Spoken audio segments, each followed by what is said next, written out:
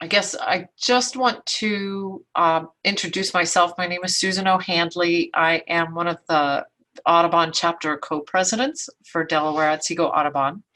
And this program is part of our climate action program that we received a grant from with National Audubon Society. So it fits very nicely into projects that can combat climate change in our local communities. And we're basically happy to be presenting tonight. Taylor Held, who's our presenter for this evening's program, is the Upper Susquehanna Coalition's riparian buffer technician. She graduated from SUNY Oneonta in 2019 with a dual major in environmental science and geography and a minor in biology. During her time at college, she volunteered with the Upper Susquehanna Coalition every semester by planting trees to establish riparian buffer zones. So she's got a lot of experience kind of out in the field and now helping to coordinate for our region for this pretty amazing program. So Taylor, I'm gonna pass it right over to you and you can continue from there. Awesome, thank you. So yeah, I'm Taylor and I work with Upper Susquehanna Coalition. So starting off, I'm just gonna go over briefly what the Upper Susquehanna Coalition is exactly.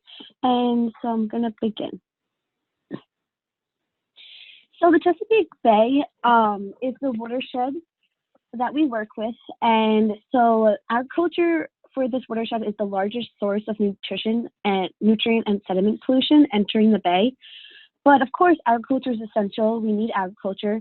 So what we do is we like to work together with a lot of farms and just landowners in general to produce sustainable agriculture practices. And so overall, this is the watershed that we work throughout. It's around 22 counties in general. We have, I think, 2 or 3 counties in Pennsylvania, and then the rest are in New York. So Delaware and Otsego County are in the watershed. And so the history of the Upper Susquehanna Coalition is that we were established in 1992, and we are a network of county natural resource professionals. And we develop strategies, partnerships, programs, and projects that would protect the headwaters of the Susquehanna River and Chesapeake Bay watershed. And in 1996 is when we got our funding through EPA 319 grant, supporting the hiring of the USC'S first watershed coordinator. And so my main office is out of Tioga County, but of course I work throughout all of the other counties as well. But our main homestead is Tioga County Soil and Water Conservation District office. And that's where we took on the administration role and the function of the USC. So a little bit more about the history of the USC is that in 2006, the USC transitioned to a coalition of soil and water conservation districts, utilizing the district law. So pretty much what that means is that I work throughout all of the soil and water conservation districts in each entire county. And we cover 99% of the headwaters of the Susquehanna River. And their 3 focus areas are stream corridor rehabilitation, wetland restoration, and environmentally and economically sustainable agriculture. So within those 3 focus areas, we have 4 different teams. We have the wetland team, we have the agriculture team, we have the stream team, and we have the riparian buffer team, which is the team that I am on. So we do a lot of different work. We have a lot of different technicians and coordinators that help within those realms. And like I said, 17 counties in New York, and it's actually 4 in Pennsylvania. So our vision is a well-functioning Susquehanna River headwaters in harmony with itself and the entire Chesapeake Bay watershed. And our mission is to protect and improve water quality and natural resources in the Upper Susquehanna River Basin with the involvement of citizens and agencies through planning, education, coordination, funding, project implementation, and advocating for our water resources. So to break that down a little bit more, is our philosophy is we really work with implementation, and where that means technical work and financial funding. So we do a lot of supportive soft practices in the watershed, which include grazing, nutrient management planning, buffers, streams, precision feed management, and cover cropping, and a lot more other practices.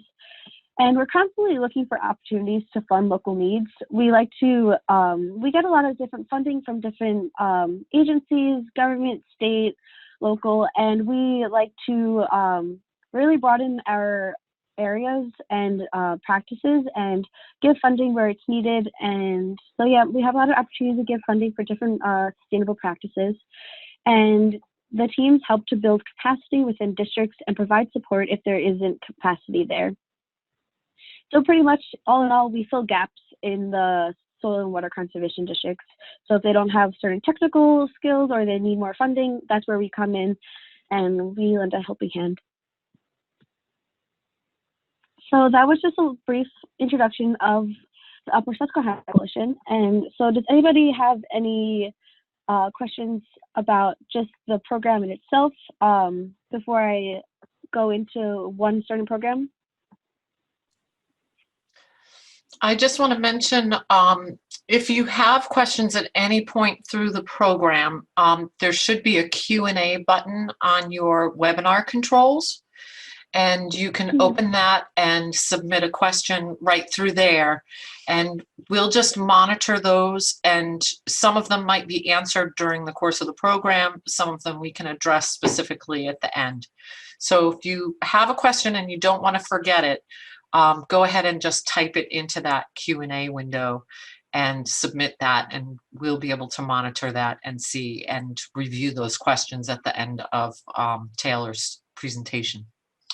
So no questions so far because we just told people about it, but if anybody has a question to start with, maybe about the Upper Susquehanna Coalition, you can go ahead and enter that.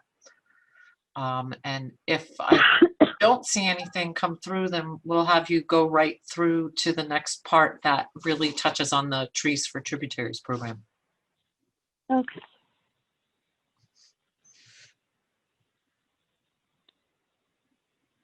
Can you still see in the presenter mode? Yes, you are Okay. in full screen. Yep, conservation opportunities. Perfect, thank you. So now I'm going to go into the specific program that you guys are here for, which is the Trees for Tributaries program. So to start off, riparian areas and wetlands are ecotones, and so that means that it's two different biomes conjoining into one. So these areas are sometimes wet and also sometimes dry. And so wildlife thrive when there are many different types of materials, such as grasses, branches, leaves, flowers, and different types of areas, such as in the canopy or in the understory or in the grasslands.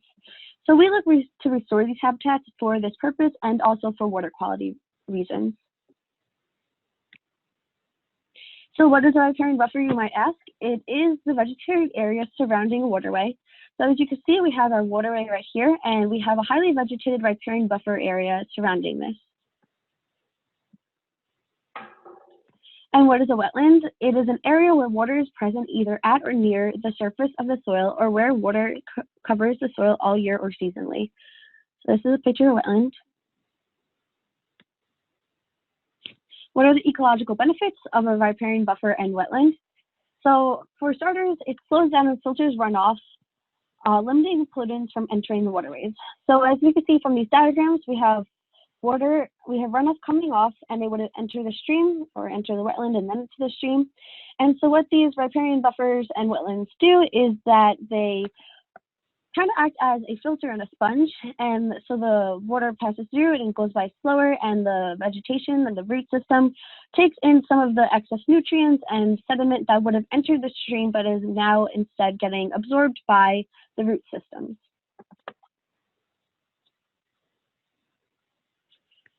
And then also it intercepts and flows water from heavy storms, reducing the instances of flooding. So this is actually one of our sites prior to us planting it. So it's Hickory Park in Owego, and it is also an RV camp, but it frequently floods. And so we put a riparian buffer actually in this area, and now we see flooding has decreased significantly. Another ecological benefit is that it shades the stream, creating cooler temperature conditions to support fish species. So this would also help with recreation purposes for fishing. It also holds soil in place, preventing stream banks from eroding away during heavy storms. So the root system helps with the soil stability.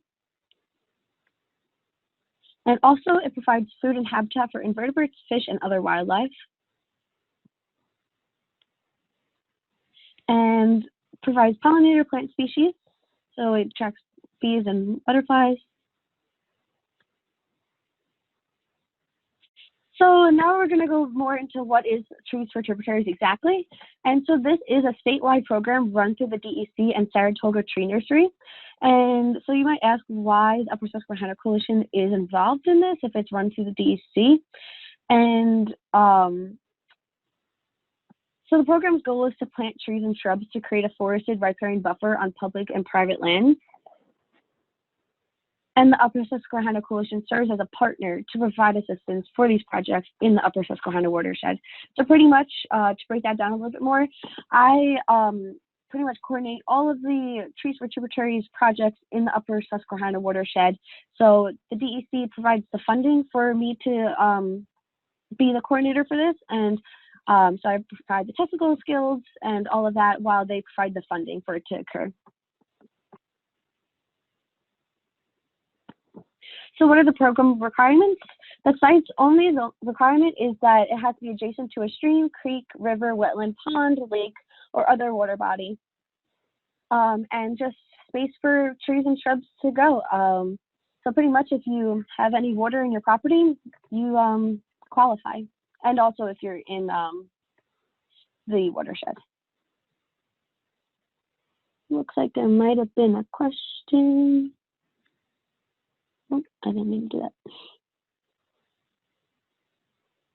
I don't know if you can read off the question to me. I'm having difficulty getting to it. Absolutely. I figured I would wait until you were at a good stopping place, but if this is good, I'll go ahead and read it. Yeah. Bob asks, how long do the tree tubes last? Do they have to be cut away or does the sun break them down? That's a great question. So they do actually have to be cut after a certain time period. So we pretty much go based off of kind of like the length of your finger. If the tree width is that length, then it's good to go. Also, we kind of just do a rule of thumb of if it looks like the tree tube is about to break open, we just cut it open, or if it looks like the tree would do better without the tree tube. But also, I was going to go into this later on, is that we just ask when you do sign up for this program, is that we just like to go to each property about once a year to just like check on the survivability, check to see if there's any maintenance that we can help with and stuff like that. So if you sign up for this, you wouldn't really have to worry about that as much. More, we would go out to your site once a year, check on it, take any tree tubes off if needs be, and yeah, so we pretty much do a lot of the maintenance work as well. Did that answer the question? It sounds like you did. Thank you. Okay, no problem. Let me just make sure I didn't miss anything. Nope. Okay. So another program requirement is that the landowner just signs an agreement to maintain the planted area. And so you would be able to look this over before signing up, make sure that you're all good with it. There really isn't anything crazy. It's pretty much just, like I said, we can come to your property once a year, organize. Yep, it's really low key, nothing crazy. But what maintenance looks like is mowing. Oh, sorry. I'm sorry. Mowing, weeding, seeing if plants are alive, watering, getting help if you need to. We're always just a phone call away. Maintenance needs, but we also realize that maintenance needs are site specific. So that's why we like to go out to your site once a year. We will pretty much do all the maintenance. We have a buffer intern team every single summer, and they are the ones that go out to all the sites and just check up on them.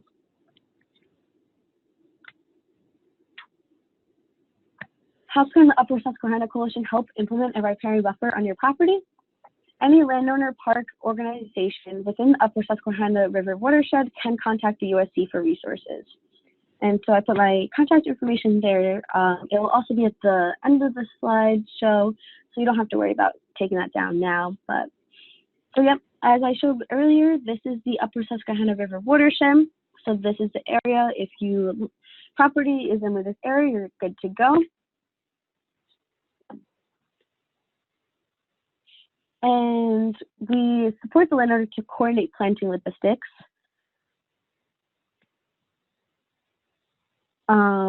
By creating planting plans for the area and determining suitable species and quantity, I have a list later on the slideshow of native trees and shrubs that we order. So also we'll talk to the landowner to see if there's any certain types of trees and shrubs that they would like to see in their property. But I look at the soils online, and I find suitable species for each site based off of the soils and the conditions that are already there. So we do take in the landowner might want to see certain species there, but we do also tell the landowner which ones would do the best for survivability wise. Looks like there's another question, maybe. Oh, I think I actually clicked on it. There is. Yep. Do you include the Carrs Creek area that feeds into Sydney Center? That's a good question. I'll see if I can find that on a map for you, Taylor. Okay. Okay. Sweet, thank you. Yep. But I'm going to just write that down really quickly, so if you don't find it, it's still here. Okay. Carrs Creek feeding into Sydney Center. Okay. Sorry, I don't have the answer to that right now. Okay. So yep. So I think I went over all of that.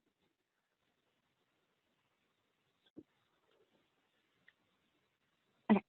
So we also provide site prep. So if there's weed whacking that needs to be done because the landowner doesn't have access to a brush hog, we do help with that, and we also help out with invasive species removal.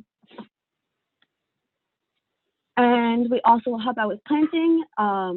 We like to, if the landowner can offer to plant, we like to go with that, just because our buffer team is kind of small. It's pretty much just me and that's my supervisor right there, and that's me.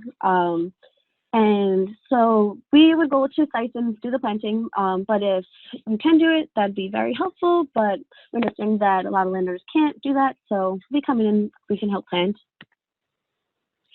We also deliver and supply the trees, shrubs, and materials to the property. And so the materials consist of the weed mats, which are these black objects on top, the stakes, and the tubes. And I'll go more in detail about the materials in a second. We also organize volunteers to plant the buffers. So this is actually was my environmental science club in school, and so we have a lot of different volunteers. Mostly it's the Oneonta Environmental Science Club that comes out twice a year to help out plant some sites. And so the materials that we provide through Trees for Tributaries are the tree and shrub tubes, and these protect the trees and shrubs from animal browse, competing vegetation, and weather events. So here are some pictures of the tree tubes. So the taller, narrow ones are where the trees go, and these short little guys are the shrub tubes. And we also provide weed mats. So red arrows pointing to the weed mat, and that also protects the tree and shrub from competing vegetation. And we also provide oak stakes. So that's this little stake that's holding onto the tree tube, and it just keeps the tree tube upright. Can I look at the question? Oops.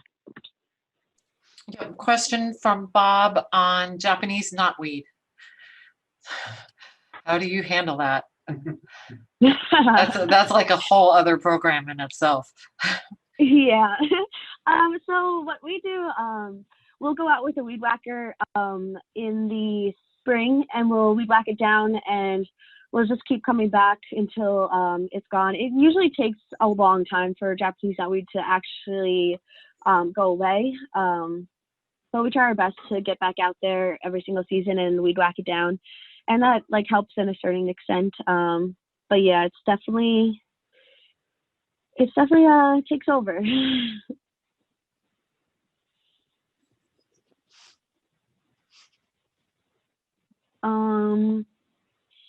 And also, so just to put this also in there, is all of these materials, the plants, it's all free. It's all funded already through DEC. It's not any of the landowners' expense. It's none of our expense.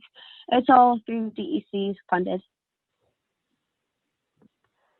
And what we have accomplished so far with Upper Susquehanna Trees for Tributaries Program is that most of our buffers are smaller scale through this program. We have different programs that we work through. This is definitely the easiest one that we work through just because we just need to have the landowner to agree on it, and it's just spaced by a waterway. And so there isn't a minimum buffer width or length. It can be any size. And so these are some of the statistics of throughout the years. So last year we put in 4,590 plants and we had 33 projects, and that was just in one spring season. And so this is the list that I was talking about earlier of the different native trees and shrubs. So some that probably ring a bell, you guys: sycamore, red maple, sugar maple, river birch, American cranberry, nannyberry. So it's very broad. And of course, like I said earlier, that I would talk to the landowner and see what they would want, and also tell them which species would go best with their property. And so Trees for Tributaries project types, we have some with exclusion fence. So if there's like cattle or anything, they don't get in there. Watershed organizations, so some that we've worked with in the past are Loon Lake and the Finger Lakes Land Trust. We also work with private rural landowners. So this is one of our landowners. He was out there planting. We also work with parks. So this is one park in Binghamton, Jackson Park Pond. Vegetable farms, stream bank restoration projects, wetlands and ponds that show a flow path to nesting waters, municipal land. So this is actually the site that I showed earlier with the RV camp that was flooding. So this is the area, and this was before planting occurred, and then this was in 2018.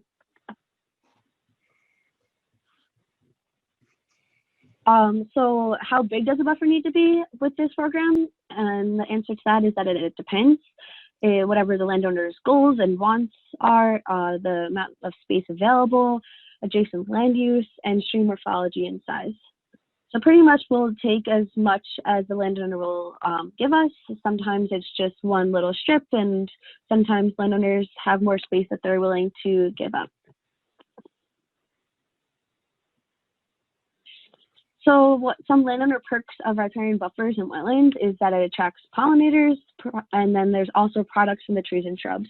So this is where kind of landowners would want to pick what trees and shrubs can go on their property, is if they're trying to get berries from it, like elderberries, raspberries, chokeberries, cranberries, or they're trying to produce maple syrup in the future when the trees mature, or they're trying to make floral arrangements for them, and sometimes even northern bayberry can be used for candles. So once the trees and shrubs grow up, there can be natural products from them that the landowner can use. And so pretty much that's what I have. So I'll take any more questions if there are any.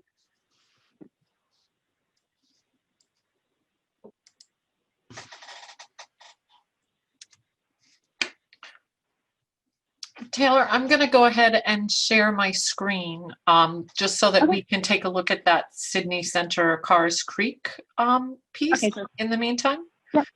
Sounds good. There's also a question, have you worked with any schools? Schools? I don't think that we actually, yes, we've worked with schools before.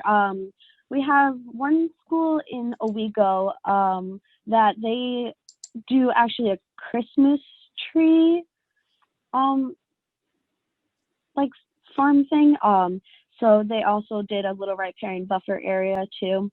But usually the schools, even elementary schools, will help out with volunteering sometimes. We haven't seen that many schools do a riparian buffers though. We do have actually Oneonta. There's Wilbur Park in Oneonta, and it's kind of connected to I think the high school, and there's actually a site there that we have.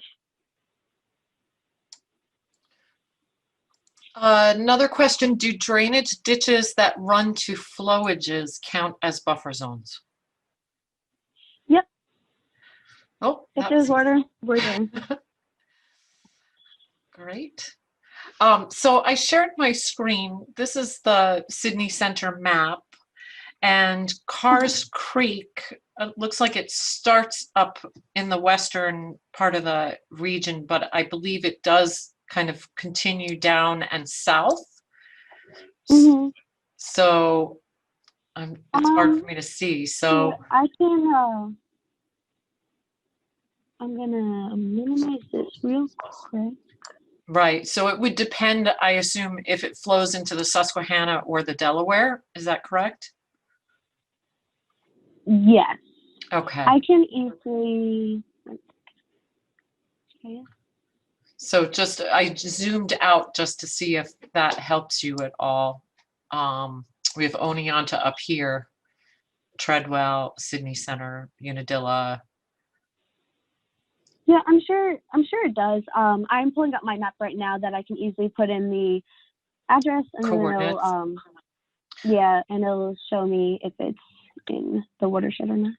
Okay. But if it's in Otsego County, this would be probably Chenango or Delaware. Probably Delaware. Yes, we're in both of those counties. Can I turn on terrain on the map? I can, but I have to figure out how. So terrain, let's see if that works. Oh, there we go. Thank you for that, Bob. So, okay, so Vicki says Delaware County, I know it's in the watershed, but not on the highlight map. So what I would say, Vicki, if you want to connect with Taylor on that, we'll put her slide back up for her contact information at the end of the evening. Let me just see if we missed any other questions. I think we're good. Okay, and then I did want to ask you, how do you handle things like vernal ponds? Vernal ponds, that's so our wetlands team works with that. So I can if you were interested in getting a vernal pond constructed, then I would reference you to our wetlands team for that. Okay, so if there was an area that was wet, once a year, basically that would come into one of your programs, but not necessarily the riparian trees for trips. If there's water, we can also use trees for trips for that. Okay. Yeah. And for all of these, for all any of our projects, before I even start working on a planting plan, I go out to the sites and I just do a quick site assessment and just so I get a better idea of the area. Great. Any other questions? I do want to just mention, I know I have my screen shared, so I'm going to switch over for a second to the DOAS website. We are at doas.us. And I mentioned that this is part of our climate action program. We recently added a couple of things to our website.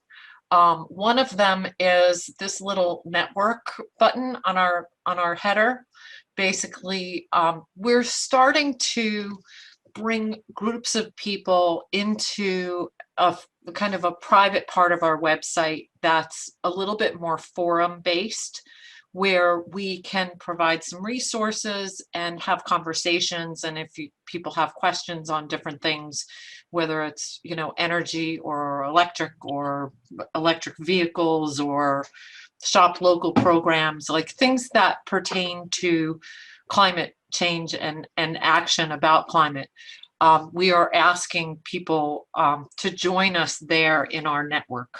So what I will do is I will send an invitation out to the people who are on our list tonight, and you can choose to join or not to join if you're not really interested. It's completely up to you, but I'll send you the invitation in any event. And if you would like to participate with us there, you certainly are welcome. The other part is this little green circle. We've started working with a group called Cure 100, and CURE stands for Communities United in Reducing Emissions. And the 100 part is 100% by 2040. And there's a really nice program that kind of gives an overview, because 2040 is not a long way away, but it looks at ways that we can step down our carbon, both within our households but also within our community infrastructure.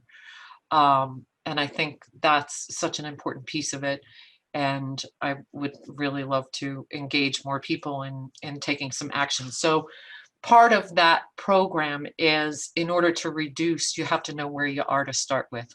And Cure 100 has built this carbon tracker app, and they've made it available to our community. So basically this will take you to, if the page loads fairly quickly, the page on our website where it gives you information about the carbon tracker and the app itself and kind of what you need to have together. And then basically, if anybody is interested in doing this and you would like any support or help, I am setting aside time on Thursdays each week just to be available if anybody would like some help with those.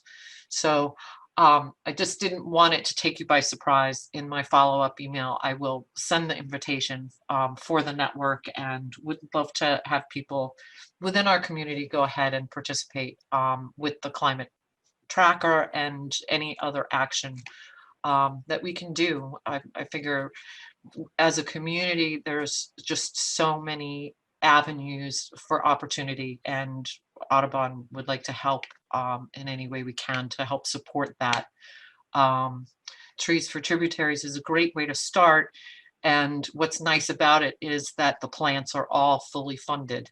So you right out of the gate, there's money there to buy those plants and shrubs and take action. And we definitely want to document that. So if you go forward with a project, please keep us posted and let us know so that we can document that as kind of work in progress that's being done in our region. Trying to think of what else I can share with you just about that. Certainly, if you have any questions, feel free to reach out to us. My phone number, you can reach me through the Audubon voicemail. The phone number is in the footer of each page. You can also email at the bottom of their info@doas.us, and I'll receive that message there. But thank you all for coming. Taylor, do you want to put your end slide back up with your contact information? Okay, I'm going to stop share. So there we go. I actually did want to show also, you can see my screen, right? Yes. Okay, so this is the coordinates for the Cars Creek that you were wondering about. So that green dot that pops up really quickly, that's it. So it is in the watershed, so that's good. And then just to put contact information back up.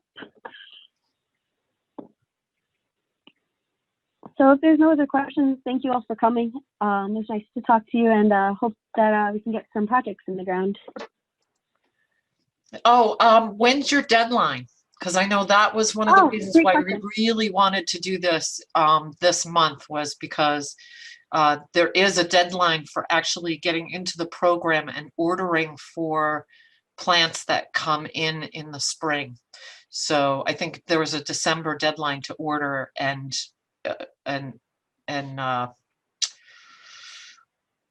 yeah, and a deadline to get involved in it.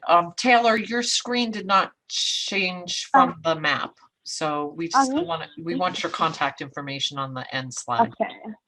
Let me figure that out then. I'm gonna stop sharing for a second.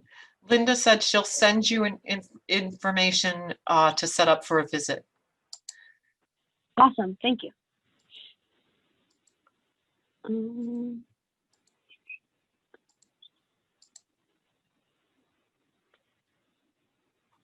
you see it now?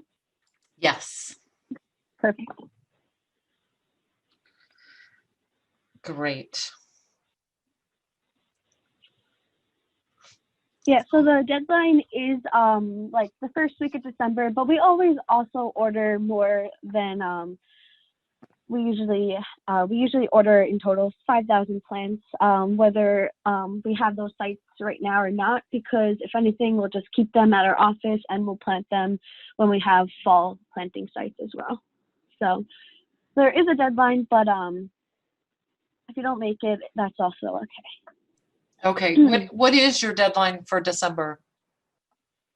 I believe it's December. Let me make sure it's that day I'm giving you is not. Yeah, so I believe it's December 11th. Okay. Do you need a site visit first? I would almost say go ahead and sign up, and then they can come to your site at that point. Yep. Would that be correct? Yeah, totally. Okay. We usually like to go to the site first, just so we don't sign up and your area might not like be suitable, even though most of them all are, just in that slight chance. Site visits are pretty easy to set up too. My planting season is ending in a few days, so my schedule is going to be very open as well. Oh, good. Great. We're going to be posting the recording of this on our website, doas.us. If you look in education and webinars, you'll find a list of all of our previous webinars. We'll also be posting it in our network. And if you know someone who has, water bodies, stream, inlet, creek, lake, pond, on their property, or a municipality that might benefit from this. I love that it's native plants and shrubs certainly, help provide habitat for birds as well. And that will become more and more important as we see birds shift their wintering grounds and their breeding territories over the years to come.